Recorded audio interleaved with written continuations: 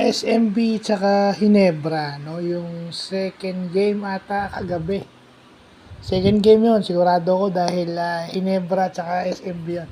So, another epic performance or legendary performance in the PBA by Justin Brownlee. Well, kailangan bumawi dahil natalo sila sa Candon, Ilocos Sur. Natalo sila sa out of town game ng rain or shine. Well, yung mga hindi pumapasok na tira doon sa Ilocos, pumapasok ngayon dito sa Hinebra. And itong si RJ Abarientos, bumawi. Okay? I mean, ang napansin ko lang dito, kailangan umiscore ng 51 points ni Brownlee dahil grabe yung artillery ng San Miguel. Okay? Kita nyo si Terence, oh. Si Terence at saka yung import lang ang pumapatay sa kanila.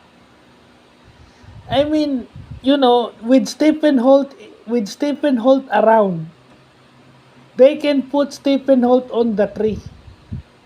Kaya nga sinasabi ko why not put LA, why put LA, Scotty, and then put Holt on the tree. Or, put Mav on the 1, okay, put Scotty on the 1, Mav on the 2, and then Holt on the number 3. Ngayon, kung kailangan mo ng zone press, sana gamitin mo si John Pinto. Well, bakit mo i-reserve si LA sa playoffs? Why use LA right now? Kung may raid din na si LA, mahirap na siyang talunin. Hindi mo ginagamit si LA. Assistant coach na siguro, acting assistant coach na rin siguro yan si LA. I don't think, you know, dapat ginagamit niya si LA. Kita mo nung ginamit si LA, nakashoot. So, bakit hindi ginamit si LA? Tenorio. May ibubuga pa naman yun. So, yun.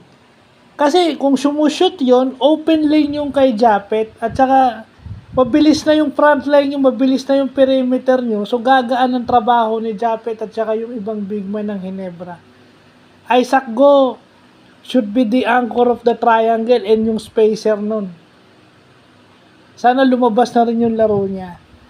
Yun lang yung importanteng component kasi nung nasa Ilocos hindi pumapasok Ito pumapasok.